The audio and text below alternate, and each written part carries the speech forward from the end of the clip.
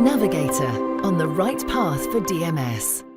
This video gives an overview of the integrated Navigator online payment integration. In this example, a workshop invoice will be emailed to a customer, and payment requested online. To start, the job is loaded on screen and the invoice is generated as normal by clicking on the Invoice button. The invoice can then be emailed to the customer in a single click. The service receptionist can now carry on with other tasks. The customer will receive an email with the service invoice attached. This is the same invoice that he would be given when he collected his car. And the content of the email asking him to pay by clicking a link.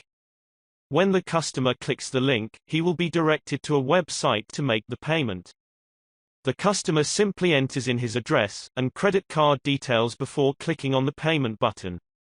This will submit the payment and post the details back to Navigator.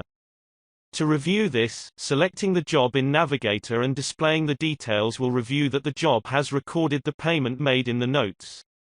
Moving on, and to confirm this, if we release the job, it will show that the job has no balance left to pay. The payment has been posted to the system as if it was entered manually.